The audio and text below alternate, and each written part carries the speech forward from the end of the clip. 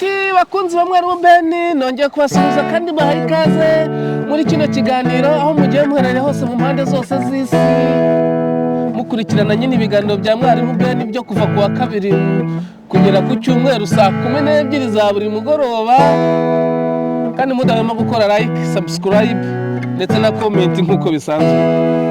Nshuti rero bavandimwe nagarutse ubu turi saa 3 zuzuye z'ijoro. Narabonye ko nahinduye amasaha y'ibiganiro ntago musigaye mukibona saa 12 hari benshi nabonye baba bahuze kandi saa 12 z'umugoroba bagomba kukireba ubwo se bishyiraho saa 12 za mu gitondo muri make muzaza mubibona saa 12 za buri mugoroba kuva ku wa kabiri kugera ku cyumweru ko kwa mbere sha ntago nabishobora nabonye ntabishobora mbananiwe. Hanyuma rero mbere yuko mbinjiza mu nsanganyamatsiko hari umukunzi wadusabye indirimbo byitwa ngo Mana yaturemye Mana twambaza ni ya Josué irindi singibuka ndaryibagiwe akaba indirimbo yasohotse mu 1992 ngo ni mbere y'imyaka 2 mbere yuko jenoside iba. Nge nareje nsanga niho tugeze 2025 uyu munsi ni kimwe na 1992 byo ku gihe cya Habyarimana uko rwose nkiyumva ahubwo nese muri uwo muntu ari umuhanuzi wakataraboneka. Mbabarire nkoresheje introduction ndende siko bisanzwe.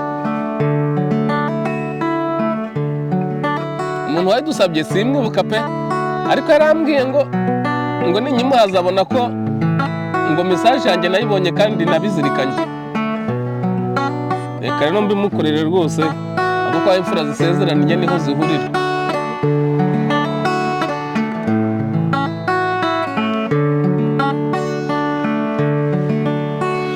Mana yaturemye Mana twambaza mbese aho manura cyatwumva. Mana yaturemye Mana twambaza mbese ijuru ryawe ryo riracyaje. Dore turasenga ariko ntiwumve kandi niba wumva ntukidusubiza. Mana waturemye Mana twambaza koresha uko ushoboye maze utugoboke. Mana yaturemye Mana twambaza kora uko ushoboye maze utugoboke.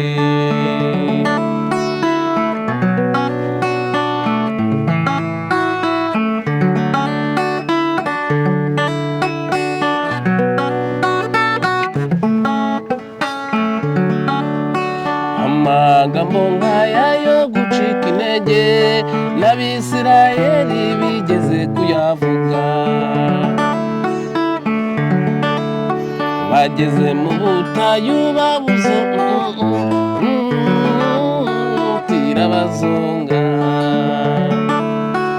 Amagambo nk'aya yo gucika intege n'Abisirayeli bigeze kuyavuga. Amagambo nk'aya yo gucika intege n'Abanyarwanda bigeze kuyavuga. Bageze ahari ndi muke FPR bahejeje umwuka. Bageze ahari ndi muke FPR bahejeje umwuka. Ubazanira amazura bahembura.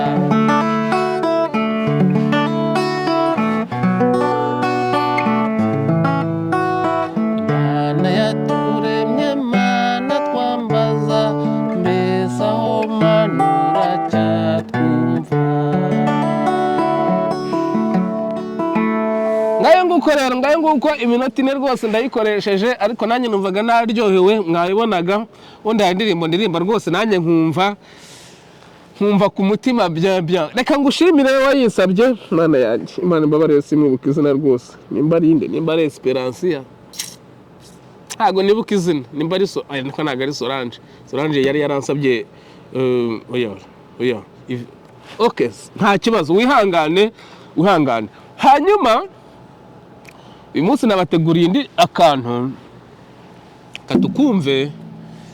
tukumve ndagaruka mbabwira ngira icyo mbabwiraho namwe mujye muza muri commentaire mumbwira icyo mubivugaho kuko ubu nsigaye mbona nsa n'uwivugisha kandi mfite abo mbwira ariko nta kibazo hari abantu bambwiye ngo banyumvira mu gikari ngo bicecekeye akaza gatanga nka commentaire nimwe mu cyumweru nta kibazo rwose ndabizi muhuze nanjye hari igihe rimwe na rimwe mba numva nabuze icyo mbabwira ariko kubera ko Imana yampaye impano yo kugira ibyo mbabwira ntarapfa ngomba kubibona uko byagenda kose kandi bikabubaka. Reka rero tubanze twumva amagambo ya Kizito Mihigo.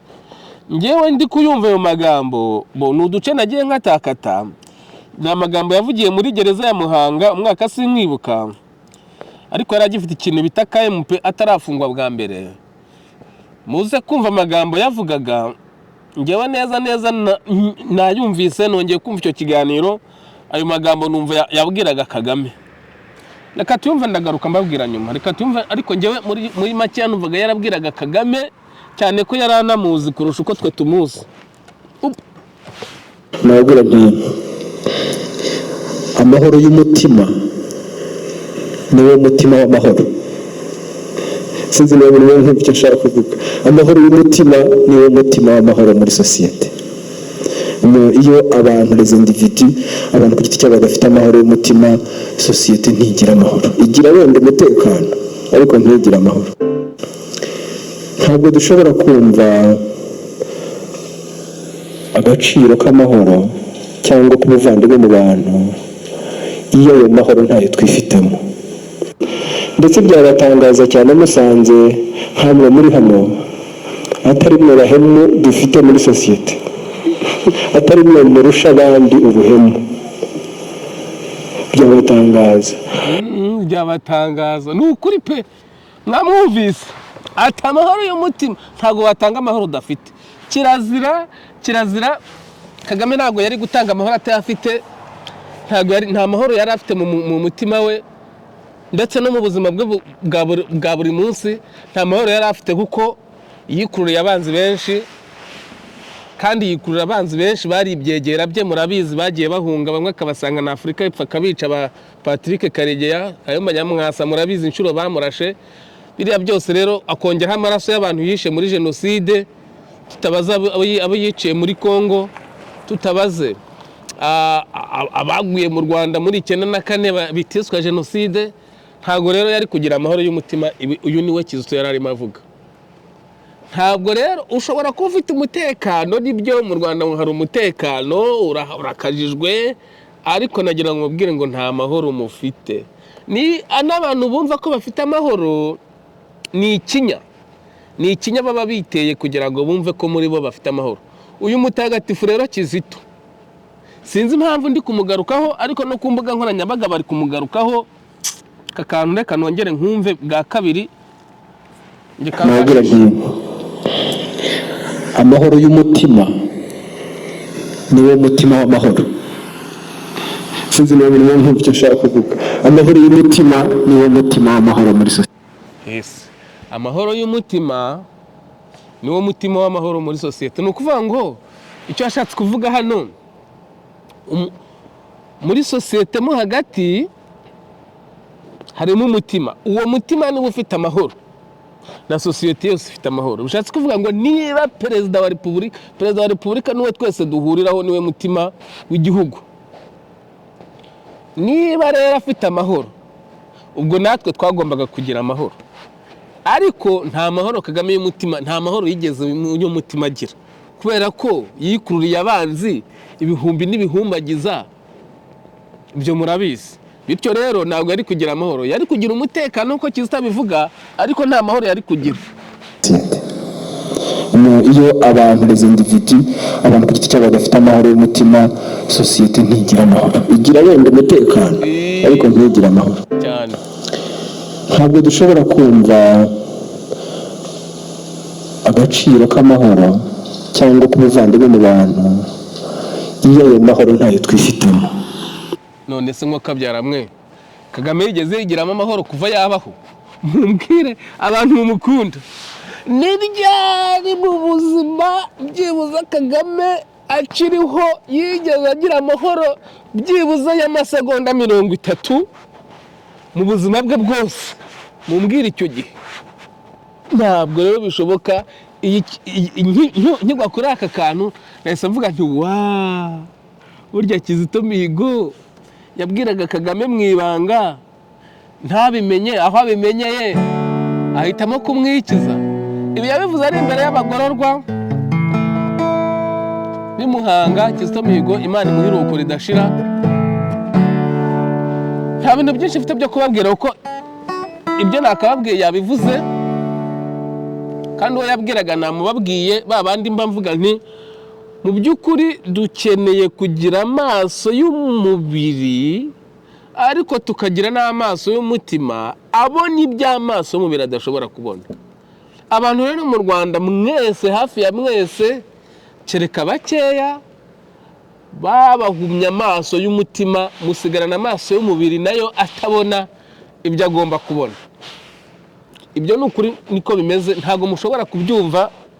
Niyo mpamvu mu ntera amabuye nuko njye hari ibyo nabashije kubona nkabibonesha amaso yanjye y'umubiri, nkanabibonesha n'amaso y'umutima, nkahembuka nkavuga ibyo benshi batanatinyuka no kuvuga. Nababwiye ko Kagame iriya masike nzayimwambura byo, nzayimwambura. Hari ibintu binavuze ndabizirikana, kimwe nzamucapa urushyi, ikindi masike nzayivanamo.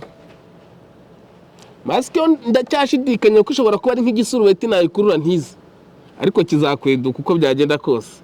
Ariko urushyi rwo nzarumucapa kandi muzamureba. Hanyuma rero reka ndebe iminota maze gukoresha iminota 11. Reka nshaka kandi karirimbo kamwe ubundi ngaruke mbumvisha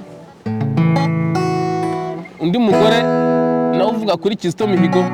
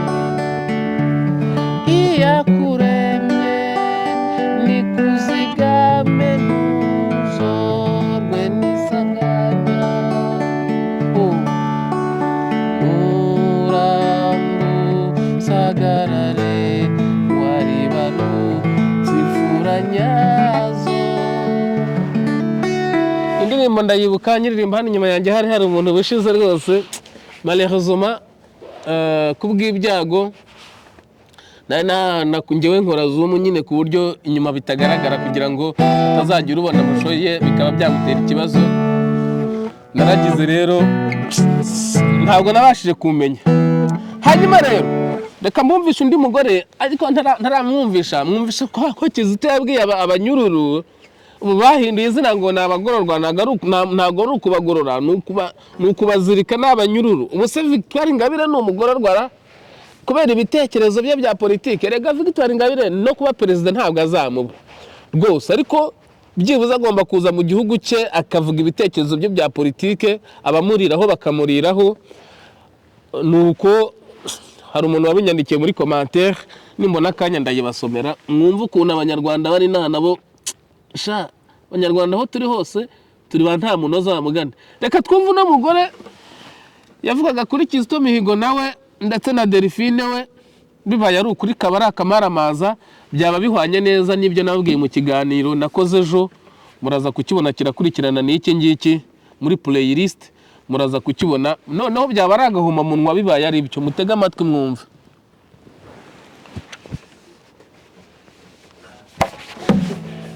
Ati najya ubwire nivuga gukora cyangwa isengesho wandika ubimpe mbanza ndisome ndebe ko utari bushyiremo ikintu twese yambiye mbabwire ko ntihagire umuntu ushyiramo ko Kizito yishwe. Mwese mugomba kuguma muri narrative yo kuva ko Kizito yiyahuye. Mba shocked. Mpangana na Delphine, ndavuga ni Delphine rero ntabwo nshaka gukomera ibyo bintu. Ibi birashoboka, nta gihamya mbifitiye kuruta wabivuze, kuko buriya Kizito yajyanye amabanga menshi y'abamukoreye iyicarubozo, ari nabwo cyuma yazize, ari nabyo cyuma yazize. Delphine akabangewe nkeka ko yari ari mu bantu, kubera ko afitanye ibibazo n'abantu benshi kuri Kizito. Umuntu wese ushaka kuvuga kuri Kizito, Delphine arazamuka cyane. Delphine nagira ngo mbwire ngo Kizito Mihigo ntacyo mupfana, umuryango wa Kizito Mihigo ntacyo mupfana, nta mwana wamubyariye, kandi nubwo wamubyarira umwana Kizito akaba yarapfuye, wowe waba uri umupfakazi, ntabwo waba ukiri umugore wa Kizito. Shyira hasi rero ibintu, bishyira hasi, ureke uburyarya n'ubumaneko. Ahantu hose ngemba mbona warabifatiye, reka ubumaneko n'ibiki byose. Abanyarwanda mu mwirinde, nibyo nyamvuga. Nyuma y'uko uyu mugore avuga ibi ngo Delphine yasubiye inyuma nyine akagenda avuga indi verisiyo y'ukuntu ngo hari amashuka, ibintu nk'ibyo nanjye nabyumvise. Ariko uyu mugore yari ari muri KMP, ngo bamwitaga mama KMP, izindi zina nge sinarimenye. Nuko n'ibintu birebire, ngewe buriya Delphine sinigeze mushyira amakenga na busa, kuko buriya umuntu wiyita umufiyanso wa Kizito n'ukuntu yari mwiza akagenda adasize umwana, ubu uri n'umugome. Ahubwo ukwiye kwirindwa, abantu bakwirinda uri n'umugome, uko wari kubyibuza, wari kubona ari mu kaga, ukavuga uti Kizito, cyangwa se ukanamutega umutego akagutera inda byibuza agapfa. Ugize none ntufite umwana we, nta n'isezerano rya leta mufitanye, nta n'isezerano rya kiliziya yamugirana, nta n'iki na kimwe muhuriyeho, waranyuze ukavuga ngo ari fiyanse wawe yamaze, we wansibika wese nzaza aho nambikubwira. Isura ye rwose ntabwo yari kukwemerera. Hanyuma rero ndabona sigaje iminota hafi 2, nta bintu byinshi mvuze. Ibyo nari kuvuga kuri Kizito Mihigo ababizi, abahuye nawe babyivugiye. Sibye ko nanjye twahuraga kuri radio Flash, twarahuye twahuye ahantu mu bukwe bwa bene wabo, hariya inuza muri hotel ntibuka izina, muri bene wabo nagiye kumucurangira, twagiye duhura, sinabimenye nanjye nari kwifotozanya nawe, wenda nkabiki urwo rwibutso, nkajya mpinyuza Delphine cyangwa se nkaba naramuganirije. Ariko nakomeje kumutinya kubera icyubahiro yari afite, namugombaga. Burya umuntu ukunda, burya hazamo n'akantu ko kumutinya. Umuntu ukunda ukanamwubaha, hazamo akantu ko kumutinya. Hanyuma rero Ben wewe ni Freeman, uvuze ku bintu bya kubonekira ibyangombwa hanze. Nibuka amagana y'abantu Madame Ingabire Victoire yahesheje impapuro n'ubwene gihugu. Hari umusore nzi 100% dosiye ye ni Victoire Ingabire, birangira abonye resident permit, ubwo no gutura nyine, ariko ahora mu Rwanda rwose yemye. Ibintu birababaza, reka commentaire birimo ndabizi, ibintu birababaza cyane kubona abantu bitwa ngo ni impunzi bakajya mu Rwanda uko bashaka. Aba nibo baduteza FPR, bakabaha uburozi, bakaza kubuduha bavuye mu Rwanda, bakaba aribo bakorana na FPR. Ariko ngiye bizabagora cyane, kuko ngewe yaba imiryango iki, yaba ibiki byose, yaba amasosiyasiyo, nta na kimwe nshobora kujyamo. Wenda muzanegereze n'amasosiyasiyo atanga ibiryo, nayo ndimo ndayagabanya, kuko imyaka 3 maze nani myinshi, namaze kubona kata nyinshi, namaze kubona ubuzima bw'uko umuntu abaho. Nari amasosiyasiyo mubona abantu bajya gufatamo imirire, bitanga udukarita tw'imirire, nabonye abantu babivuga mu commentaire, nabyo ndimo ndabigabanya. Uno mwaka ugomba kurangira byose nabiretse, nkibeshaho nkitunga nayo nguko. Ndabona rero iminota ishize, sigama amasegonda 10. reka mbashimire inshuti bavandimwe, nta magambo menshi mbabwiye, ibyo nari kuvuga byinshi mwabyiyumviye, ni ubushakashatsi ndaba bakoreye.